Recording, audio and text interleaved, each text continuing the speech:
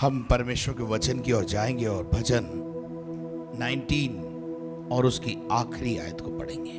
मेरे मुंह के वचन और मेरे हृदय का ध्यान तेरे सम्मुख ग्रहण योग्य हो। हाँ, हे यहोवा परमेश्वर, मेरी चट्टान और मेरे उद्धार करने वाले। बस, थैंक यू। यहां पर वो बोलता है सबसे पहले बात, मेरे मुंह के वचन, मेरे मुंह के बोल और मेरे हृदय का ध्यान तुझे एक्सेप्टेबल होना चाहिए। तो हम जब बोलें तो कैसा बोलें? बुद्धिमानी से बोलें। हमारे बोलने से किसी को ठोकर, ठेस, हृदयघात तो नहीं पहुंच रहा, उसका घाव बढ़ तो नहीं रहा, उसको घाव मिल तो नहीं रहे। हम अपनी जुबान का, अपने होठों का और अपने गले का सही इस्तेमाल करें। परमेश्वर का दास यहां पे लिखता है, मेरे मुंह के वचन, मेरे मुंह के बोल और मेरे हृदय का ध्यान, दो बातें हैं यहां पर। और तीसरी बात है, तुझे ग्रहण योग्य हो, मनुष्य को नहीं।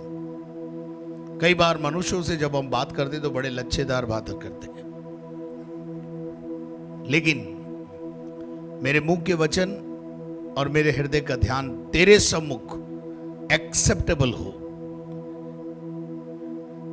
तो हम जब भी बोलें इस बात का ध्यान रखें, मुंह खोलने से पहले तोलें कि मेरे बोलने से दूसरे को घात तो नहीं पहुंचेगा, आहत तो नहीं हो जाएगा वो, क्योंकि जिसे आप आहत कर रहे हैं वो कोई और नहीं है, बनाया हुआ परमेश्वर का है।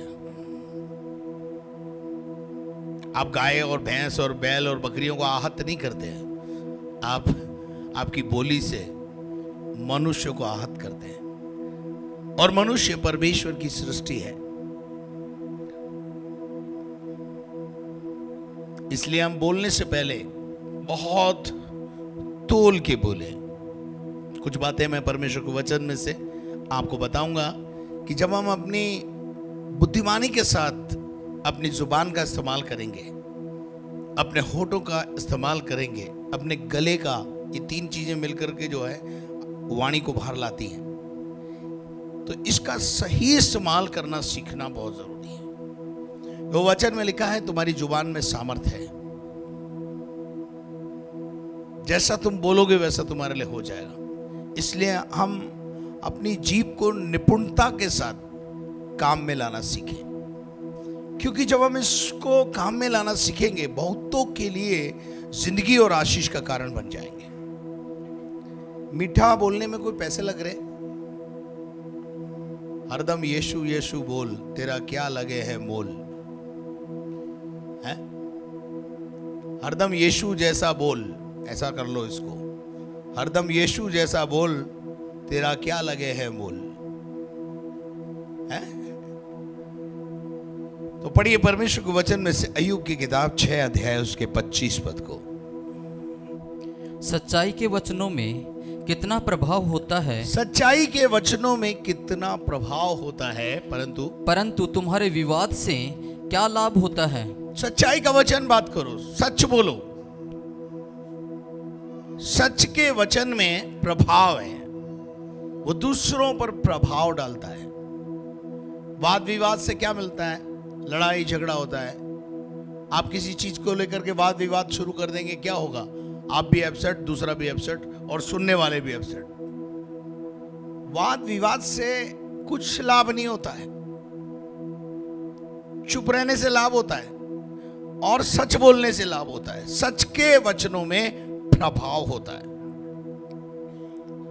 इसलिए जब भी बोले कोई मनुष्य, सच बोले, मीठा बोले, प्यार से बोले। पढ़िएगा नीति वचन 15:23। सज्जन उत्तर देने से आनंदित होता है। क्या होता है? सज्जन उत्तर देने से हाँ, आनंदित होता है। सज्जन उत्तर उत्तर देने से आनंदित होता है, और अवसर पर कहा हुआ वचन अवसर पर कहा हुआ वचन क्या ही भला होता है। क्या ही भला होता है। बिना अवसर के कोई बात बोलते रहोगे ना, आप कोई फायदा नहीं होने वाला है। जैसे कई बार हम बोलते हैं ना, वक्त पर टाका लगाओ, वक्त पर बोलो, वक्त आएगा तब जवाब दूंगा मैं इसका। कई बातों का जवाब मैं वक्त आने पर देता हूं, और मैं क्या देता हूं, मेरी तरफ से प्रभु देता है। मेरे को देने की जरूरत ही नहीं पड़ती है, क्योंकि मामला मैं तो प्रभु के अदालत में डाल देता हूं, तो प्रभु अपने आप ही लेता है। तो सज्जन उत्तर देने से, सज्जन उत्तर का क्या मतलब है? सुहाना, अपने वचनों को सुसज्जित करके पेश करना। उसको कहने से क्या होता है? आनंदित होता है। और अवसर पर कहा हुआ वचन क्या ही भला होता है। अब देखिए, यीशु मसीह ने अपने देह के दिनों में एक बात कही, अपने मोती सूअरों के आगे मत डालो। मोती क्या है? हमारे बोल। सूअरों के आगे रोने से या सूअरों के आगे डालने से क्या होगा? सूअर उसे क्या करेगा? पांव से रौंद देगा। इसलिए जिसको प्रवचन दे रहे हो आप या अच्छे वचन दे रहे हो, सामने वाला एक्सेप्ट करने वाली कैपेसिटी में होना चाहिए। आप मुझे एक बात बताइए, आपको बिल्कुल भूख नहीं है और आपके सामने ढेर सारा भोजन रखा है, आपका खाने का बिल्कुल भूख नहीं है और मूड भी नहीं है, दोनों चीज नहीं है आपकी, और आपके सामने बहुत सारा खाना, 5 स्टार का भोजन रखा हुआ है, आपके लिए क्या है? वो आपके लिए कोई वैल्यू नहीं रखता हो। लेकिन एक भूखे के लिए, जिसने 2 दिन से खाना नहीं खाया है, उसके लिए ये 5 स्टार का भोजन नहीं, आप केवल दाल रोटी भी रखोगे तो वो उसके लिए बहुत फायदेमंद है। इसलिए अवसर पर कहा हुआ वचन क्या ही भला होता है। कई बार हम बाइबल को पढ़ते हैं लेकिन समझ नहीं पाते। हर चीज का एक समय, सबोपदेशक बोलता है, बोलने का एक समय है, पास लाने का एक समय है, दूर करने का एक समय है, और हर चीज का धरती पर एक समय है। गले लगाने का भी समय है, गले लगाने से हटाने का भी समय है, बोलने का भी समय है और चुप रहने का भी समय है। हर चीज का एक उचित समय होता है, और जब आप उचित समय पर उचित काम करोगे, अच्छा लगेगा। उचित समय पर किया हुआ काम और उचित समय पर किया हुआ वचन, दिया हुआ वचन लाभदायक होता है, उससे भलाई होती है। सुसमाचार उसको सुनाओ जो सुसमाचार सुनने के लिए तैयार हो, जो दुखी हो, परेशान हो, उसके लिए सुसमाचार है। जो दुखी परेशान नहीं है, वो आपके मोती जैसे सुसमाचार को क्या करेगा? पांव से रौंद कर चला जाएगा। तो परमेश्वर के वचन, नीति वचन 16 अध्याय उसके 24 पद को पढ़े। मन भावने वचन, मन भावने वचन, मन को भाने वाले वचन, और मधु भरे छत्ते के समान, मधु भरे छत्ते के समान होते हैं। आप मधु मत खिलाओ पर मीठा तो बोल लो है? आप शरबत मत पिलाओ घर में आए हुए मेहमान को, पर कड़वा मत बोलो उससे। एक तो कड़वा बोला, फिर शरबत भी नहीं पिलाया, तो बेकार हो गया ना सब। मन भावने वचन मधु भरे छत्ते की नाई, प्राणों को क्या लगते हैं? मीठे लगते हैं, और हड्डियों को हरी भरी करते हैं। हड्डियों को क्या कर देते हैं? हरा भरा कर देते हैं। कुछ चीजें हैं जो हमारी हड्डियों को तोड़ देती है, हमारे मन को तोड़ देती है। कुछ परिस्थितियां हमारे लाइफ में ऐसी होती हैं जो हमारे जीवन में जब आती हैं तो हम उससे टूट जाते हैं। कई चीजें हमको तोड़ने के लिए आती हैं, पर कौन है जो आपको ढाढ़स बंधाता है? कौन है जो ये बोल रहा है आपके लाइफ में दुख और संकट के समय में आपके साथ खड़ा होकर के कि ये सब ठीक हो जाएगा, टेंशन मत करो, सब ठीक हो जाएगा? आपको पता है यीशु मसीह ने क्या कहा अपनी देह के दिनों में? पढ़िए, बहुत अच्छी आयत बता रहा हूं, यूहन्ना 16:33। मैंने ये बातें तुमसे इसलिए कही हैं यीशु कहता है मैंने ये बातें तुमसे इसलिए कही है कि तुम्हें मुझ में शांति मिले। मुझ में क्या मिले? तुम मुझ पे मेरे पास आयो तो मुझ में तुमको क्या मिले? मेरे द्वारा तुमको क्या मिले? शांति मिले। और संसार में तुम्हें क्लेश होता है। संसार में तुम्हें क्लेश होता है। जब तक हम इस संसार में हैं, संसार और संसार के लोग, रिश्तेदार, मित्र और पड़ोसी गण, हो सकता है आपके घर में आपकी पत्नी और आपके बच्चे भी आपको डीप फ्राई कर रहे हो, तल रहे हो बुरी तरह से। बहू सास को तल रही है, सास बहू को तल रही है। ऐसे ही चल रहा है आजकल घरों में। क्लेश है हमारे घरों में, हमारे जीवन में। हम क्लेशित हैं। हमने किसी का कुछ नहीं बिगाड़ा, फिर भी क्लेश, फिर भी अकारण बैर हमारे से लोग करते हैं। हम भले काम करने में जुटे हुए हैं, उसके बावजूद लोग हमारे विरोध में बातें करते हैं और झूठी झूठी बातें करते हैं। और जब झूठी बातें करते हैं तो हमारा मन क्या होता है? क्लेशित होता है। हम टूट जाते हैं, हमारी हड्डियां कमजोर हो जाती हैं, हम सब तरफ से टूट जाते हैं। आर्थिक, सामाजिक, मानसिक सब प्रकार का तनाव हमारी लाइफ में आ जाता है। और मैं आपको एक बात बता दूं, जब तक इस संसार में है क्लेश आएगा, लेकिन उस क्लेश में कोई ठाड़स बनाने वाला मिल जाए, कोई मसीहा मिल जाए, कोई प्यार से बात करने वाला मिल जाए, कोई ये कहने वाला मिल जाए, मत चिंता कर, मैं बैठा हूं ना। संकट तो तुझसे, तेरा जीवन से शायद मैं दूर नहीं कर पाऊंगा, लेकिन मैं तेरे साथ हूं। आपके संकट में आपका लाइफ पार्टनर आपसे आके बोले, सुनिए मेरी बात, मान लीजिए कोई बीमारी आ गई है या कोई ऐसी विपदा पड़ोस में, परिवार में आके पड़ गई है। उस समय आप जब टूटे हुए हैं, उदास हैं, आपकी पत्नी आपके पास आकर आपके कंधे पर हाथ रखकर बोले, चिंता मत करो, मैं आपके साथ हूं। आप मुझे बताइए, how you feel that time? आपके आंखों में आंसू होंगे और आप ये फील कर रहे होगे, यार कोई तो है जो मेरे साथ मेरी समस्या में खड़ा है। मैं आपको बताना चाहता हूं, यीशु मसीह वैसा ही है। आपको बाइबल में लिखा है, हमारा महायाजक ऐसा नहीं जो हमारी निर्बलताओं में, हमारी कमजोरियों में हमें छोड़ दे। आपके ऊपर संकट आया हुआ है, बीवी बोली मैं जा रही हूं वहीं के, अब मर तू अकेला, तो आदमी क्या करेगा? फांसी के फंदे पे जाएगा ना फिर। लेकिन अगर उसकी पत्नी, उसके बच्चे आकर ये कह दे, टेंशन मत करो, हम तुम्हारे साथ हैं, तो वो मरेगा नहीं, फिर लड़ेगा। यीशु ने कहा, संसार में तुम्हें क्लेश होता है, संसार तुम्हें क्लेश देता है, संसार तुम्हें सताता है, परेशान करता है और करेगा जब तक आप रहेंगे। ये कार्यक्रम चलता रहेगा। उसके बाद क्या लिखा है? परंतु ढाढ़स बांधो, परंतु ढाढ़स बांधो, परंतु क्या करो? याव रखो। मैंने ढाढ़स बांधो। कोई आपको आकर ढाढ़स बंधाए विषम परिस्थिति में, जब आप आर्थिक, सामाजिक, पारिवारिक कोई प्रकार की परेशानी में चल रहे हो, आपका पड़ोसी, आपका रिश्तेदार आकर आपको ढाढ़स बनाए, तो आपको कैसा लगेगा? आज अपने साथ इस अनुभव को लेके जाएं। यीशु कहता है, ढाढ़स बांधो, मैंने संसार को, मैंने तेरा इंतजाम करके रख दिया है, मेरे पास तेरे लिए योजना है।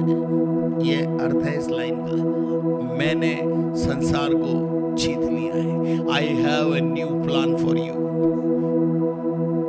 मेरे पास तेरे लिए एक नई योजना है, डर मत। अगर इधर से काम नहीं हुआ तो मेरे पास तेरे लिए दूसरा प्लान है। एक बैंक ने लोन नहीं दिया तो कोई बात नहीं, दूसरी बैंक है। आपको पता चल जाए कि सारी बैंकों ने बंद कर दिया देना, लेकिन एक बैंक अभी भी तैयार है, आपके पास एक ही आवाज है। मैं आपको बोलता हूं, दुनिया आपको छोड़ दे, पर यीशु कहता, ढाढ़स बांध, मेरे पास तेरे लिए योजना है। तो हम परमेश्वर के वचन में इस बात को देख रहे थे कि वो मन भावने मधुर, मधु से भी ज्यादा मीठा है क्या उसका वचन। हमारे वचन भी ऐसे होने चाहिए। जब हम बोलें, नीति वचन 25 का 11 पढ़िए। जैसे चांदी की टोकरियों में सोने के सेब हों, सोने के सेब हों, वैसे ही ठीक समय पर कहा हुआ वचन चांदी की टोकरियों में सुनहले सेब, यानी बढ़िया वाले सेब, क्वालिटी वाले सेब हो तो कैसे लगेंगे आपको? अच्छे। उसी प्रकार से ठीक समय पर कहा हुआ वचन होता है। हम ठीक समय पर उन वचनों का सही इस्तेमाल करें जो वक्त पर जरूरत होता है। वचन से हम लोगों को संभालते हैं, ध्यान रखना। कब? जब कोई पीड़ा में होता है, जब कोई समस्या में होता है, दुर्दशा में होता है, तो वो मनुष्य और परमेश्वर के वचनों से संभाला जाता है। संभलते नहीं संभलते हैं। कोई आया आपको ठाठस बंधा के चला गया, कोई आया आपको उसमें से खड्डे में से निकाल के चला गया अपने वचनों के द्वारा, और कोई आया उसने बोला मर, तू तो ऐसे इसी लायक है, आपको और मार गया। दोनों प्रकार के लोग आपको बराबर मिलेंगे दुनिया में, याद रखना। कलीसिया में भी आपको ऐसे लोग मिलेंगे जो अंदर ही अंदर विश्वासघात, ब्रोकर और मूवर दोनों मिलेंगे कलीसिया में। पुराने जमाने से चल रहा है ये। संबलत और तोबिया विरोधी कर कलीसिया में घुस जाते हैं, अंदर ही अंदर विश्वासघात करते रहते हैं। जिस कलीसिया में आ रहे हैं उसी कलीसिया के विरोध में कार्यक्रम करते रहते हैं। उनको आदत पड़ गई है छेद करने की। जिस थाली में खाते हैं उसमें क्या करते हैं? छेद करते हैं। If you are not satisfied here, why are you coming here? अगर आप संतुष्ट नहीं है यहाँ की प्रणाली से, आएंगे भी, एक्सेप्ट भी नहीं करेंगे और छोड़ेंगे भी नहीं, विरोध भी करते रहेंगे। अरे भाई क्या है? समय पर क्या हुआ वचन? सबोपदेशक 9 का 17 पढ़िए। बुद्धिमानों के वचन, बुद्धिमान का वचन, बुद्धिमान बनो, जो धीमे धीमे कहे जाते हैं। वो कैसे कहता है? धीमे धीमे बोलता है। और वे मूर्खों के बीच प्रभुता करने वालों के चिल्ला चिल्ला कर कहने से अधिक सुने जाते हैं। अधिक सुने जाते हैं। जोर जोर से बोलने से क्या झूठ सच बन जाएगा? बुद्धिमान के वचन जो धीमे धीमे कहे जाते हैं, वो मूर्खों के बीच प्रभुता करने वालों को चिल्ला चिल्ला कर कहने से अधिक सुने जाते हैं। चिल्लाने से कुछ नहीं होगा। अभी आप भी तो बोलते हैं कभी कभी, चिल्लाने से कुछ नहीं होगा। मेरे अजीजों, पढ़िए एक और आयत पढ़िए, सबोपदेशक 10 का 12। बुद्धिमान के वचनों के कारण, बुद्धिमान के वचनों के कारण अनुग्रह होता है, अनुग्रह आता है। बुद्धिमान जब वचन बोलता है तो दया आती है प्रभु की, अनुग्रह आता है, मल्लम लगता है। और परंतु मूर्ख अपने वचनों के द्वारा नष्ट होते हैं। मूर्ख अपने ही वचनों के द्वारा नष्ट हो जाते हैं। कई बार लोग ऐसा बोलते हैं, मेरी तो बोली ऐसी है, तो सुधारना। टोन चेंज करने के कोई पैसे लग रहे हैं? मरते दम तक मर जाते हैं लेकिन अपना टोन नहीं चेंज करते। परमेश्वर हमारे एटीट्यूड को, हमारे बोलने के तरीके को बदल सकता है।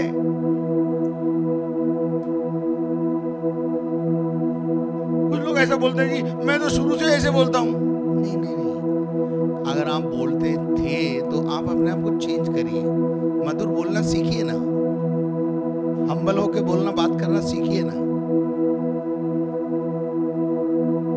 कोई ये बोलता है ना कि नहीं मेरी तो जन्म से ऐसे बोलता हूं मैं तो, और मैं नहीं सुधर सकता हूं, तो फिर परमेश्वर फेल है। वचन में तो लिखा है प्रभु सब कुछ कर सकता है।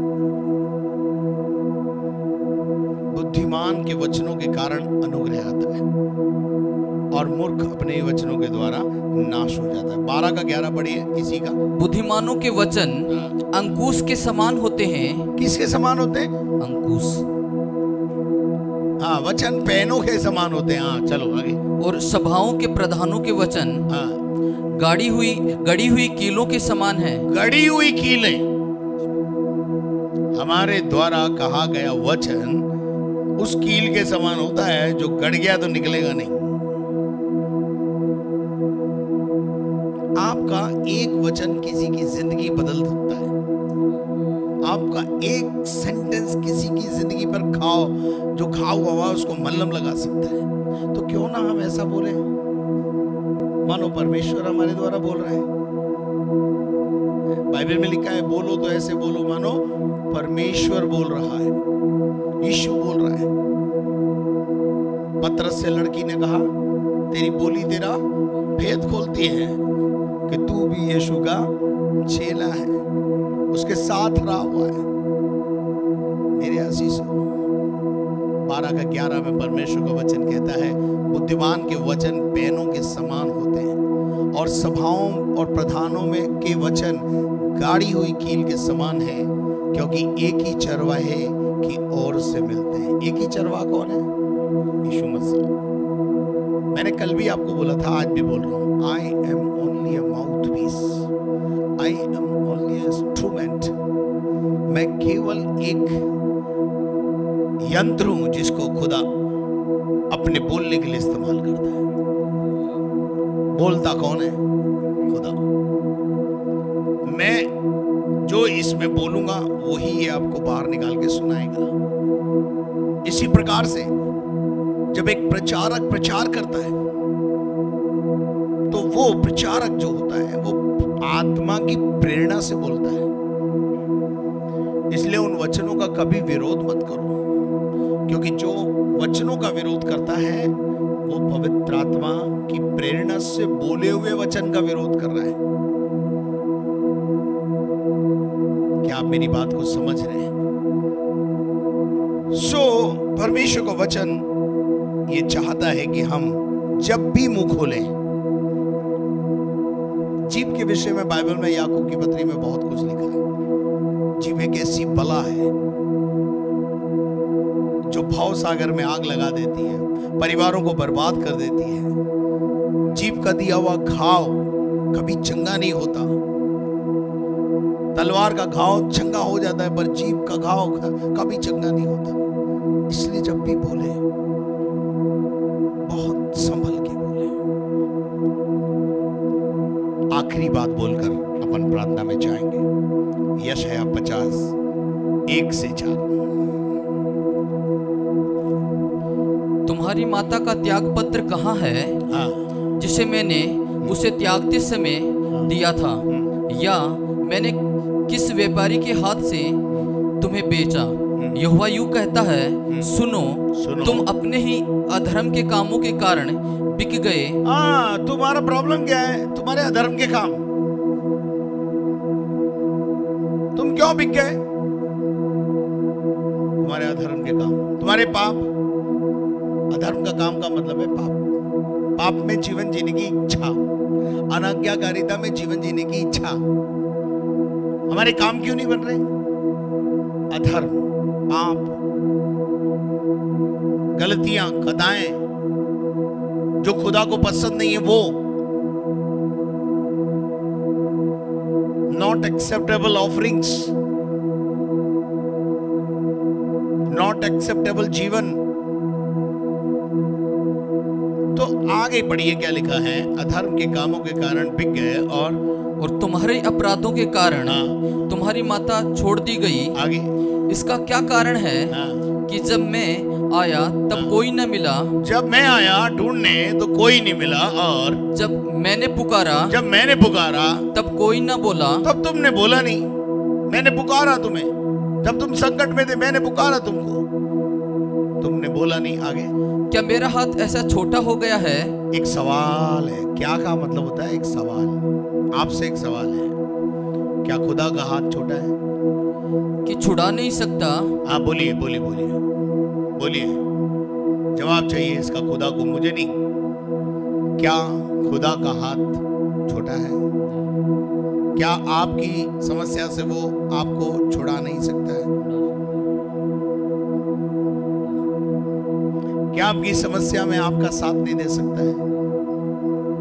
क्या आपकी समस्या में आपका साथ नहीं दे रहा है? दे रहा है। आगे क्या लिखा है कि छुड़ा नहीं सकता। हाँ। क्या मुझ में उद्धार करने की शक्ति नहीं? बहुत बढ़िया सवाल है। क्या मुझ में उद्धार करने की शक्ति नहीं है? क्या मैं तुम्हें मुक्ति नहीं दिला सकता? क्या मैं तुम्हारे पापों से तुम्हें आजाद, तुम्हारी परिस्थितियों से तुम्हें आजाद नहीं कर सकता हूं? कर सकता है। उत्तर है हमारा, कर सकता है। पढ़ो। देखो देखो, मैं एक धमकी से समुद्र को सुखा देता हूँ। हेलो, मैं डांटूंगा और समुद्र सूख जाएगा। मैं बोलूंगा और समुद्र सूख जाएगा। और मैं महानदों को रेगिस्तान बना देता हूँ। मैं महानदियों को क्या बना दूंगा? मैं वो कर सकता हूं। पर प्रभु का वचन एक जगह दूसरी जगह ये बोलता है, मैं विलंब से कोप करता हूं। ये कोप की बातें होती ना, जब उसको गुस्सा आ गया, जब वो आ गया अपनी पर, तो फिर वो आपके दुश्मन का जो बैंड बजाएगा। इसीलिए बाइबल में लिखा है, जीवते परमेश्वर के हाथ में पड़ना भयानक बात है। चलिए आगे बढ़िए।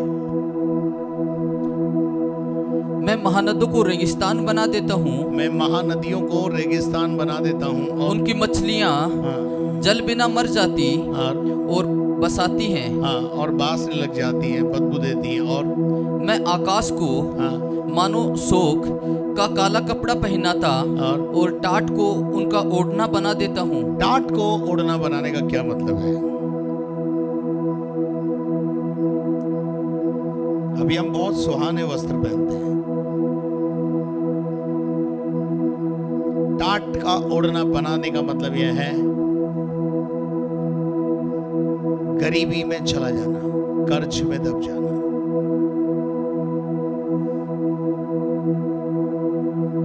समृद्धि को खो देना,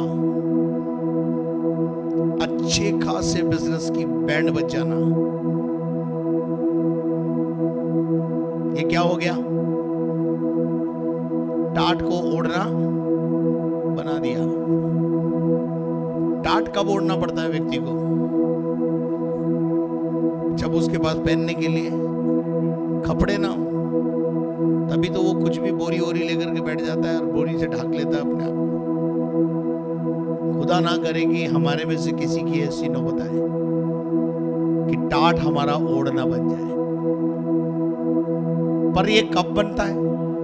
जब हम खुदा की नहीं सुनते। तू पहली दूसरी आयत में भी हमने पढ़ा, जब मैंने पुकारा तुमने नहीं सुना, मैंने बुलाया तुम आए नहीं, मैंने जेवनार की, तुम्हें इनवाइट किया, तुम आए नहीं। जब उद्धार का रास्ता खुला था, अनुग्रह का द्वार खुला था, तब तुम आए नहीं। आज अनुग्रह का द्वार बंद हो गया तो तुम आके खटखटा रहे हो। 120 साल तक नूह किश्ती बनाता रहा। क्या था वो? अनुग्रह का समय। एक दिन क्या हुआ? 120 साल तक नूह बोलता रहा, आ जाओ आ जाओ, मैं किश्ती बना रहा हूं, आ जाओ, बहुत बड़ी किश्ती बना रहा हूं, आ जाओ आ जाओ। कौन आया? एक भी नहीं आया। एक दिन क्या हुआ?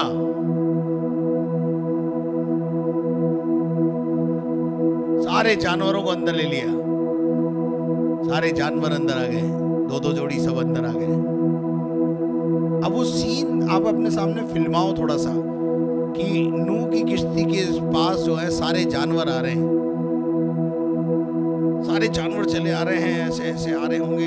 हाथी भी आ रहा है, घोड़ा भी आ रहा है, घोड़ी भी आ रही है, सब आ रहे हैं और सब जो है जहाज में प्रवेश कर रहे हैं। तो इंसान क्या कर रहे थे उस समय? हंस रहे थे। इन जानवरों को पता नहीं क्या हुआ। नूह ने अजायब घर बनाया है। अब चौथी वचन पढ़े, जो मूल वचन है मेरा। वो प्रभु यहोवा ने मुझे सीखने वालों की जीभ दी है। सिखाने वालों की जीभ दी है। ये वर्ड मिस्टेक है यहाँ पर। सिखाने वालों की जीभ दी है। मैं कौन बन गया? सिखाने वाला।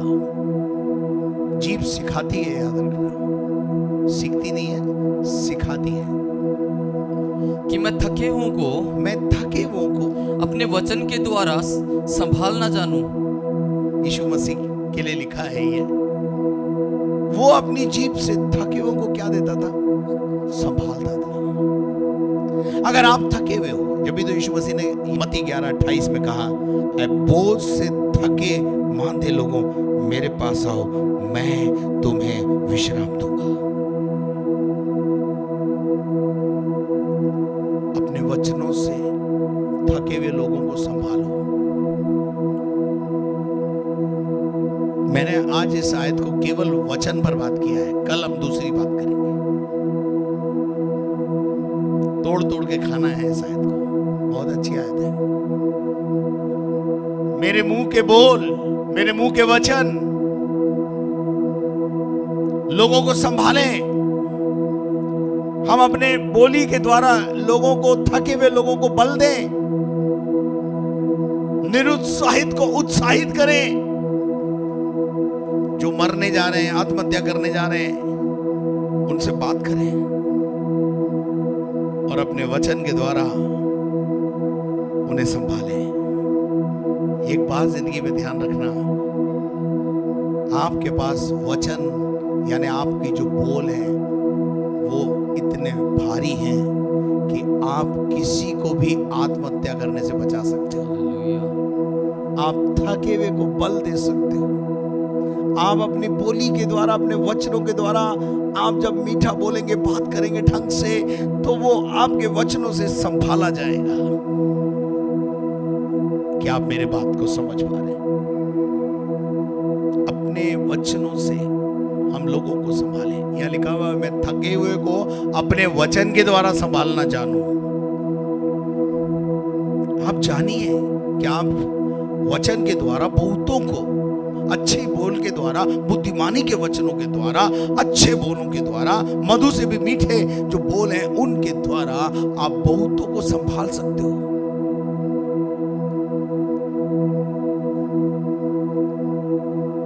लेकिन आपका प्रॉब्लम क्या? आप तो खुद ही नेगेटिव हो। हम तो कभी कभी खुद ही नेगेटिव हो जाते हैं। हम नेगेटिव हो गए तो फिर पॉजिटिव कैसे लोगों को बनाएंगे? यहाँ लिखा है, मैं वचन के द्वारा संभालना जानूं। भोर को पढ़ो भाई। भोर को वह नित्य मुझे जगाता। भोर को वो नित्य मुझे क्या करता है? जगाता है। हम मिट नहीं गए, ये महाकरुणा का फल है। जग गए सवेरे फिर से, ये उसकी दया है भाई। नहीं तो रात को बहुत से सोते रह गए ना। प्रति दिन रात में जब लोग सोते हैं तो ऐसा बताते हैं कि 2 से 2.5 लाख लोग इस दुनिया में सोते के सोते रह जाते हैं प्रतिदिन। पर प्रभु ने हमें जगाया, प्रभु ने हमें जगाया और मेरा कान खोलता है। और वो मेरा क्या करता है? वो मेरा कान खोलता है। खुदा से बोलो, खुदा मेरे कानों को खोल दे। कौन से कान? बुद्धि के कान। आपके बुद्धि के कान अलग हैं, आपकी बुद्धि की आंख अलग है। ये वाली आंख तो आपकी खुली हुई है और ये वाले कान भी आपके खुले हुए हैं, लेकिन अंदर के कान, इनर साइड, याकूब की पत्री 4:4 में लिखा है, संसार के हाकिम ने उनकी बुद्धि की आंखें को बंद कर दिया है। बुद्धि की आंखें भी होती है, बुद्धि के कान भी होते हैं। आपने वचन सुना पर आपकी बुद्धि क्या बोलेगी मालूम है? छोड़, छट। बुद्धि के कानों को खोलिए ताकि मैं शिष्य के समान सुन सकूं। आप जब टीचर पढ़ाता है तो कई बार स्टूडेंट को बोलते ध्यान से सुनो, कान लगा के सुनो। क्यों बोलते रे भाई? क्योंकि उनका कहीं ध्यान कहीं और होता है, कान कहीं और लगे होते हैं। कुछ और सुन रहे होते हैं। हम थोड़ा ध्यान करें। लिखा है मेरा कान खोलता है कि मैं शिष्य के समान सुनूं। मैं बस अंतिम बात आपको ये बोलना चाहता हूं कि हम अपने वचनों को ऐसा बनाएं ताकि वचनों के द्वारा लोग संभाले जाएं। क्या आप मेरे साथ हैं?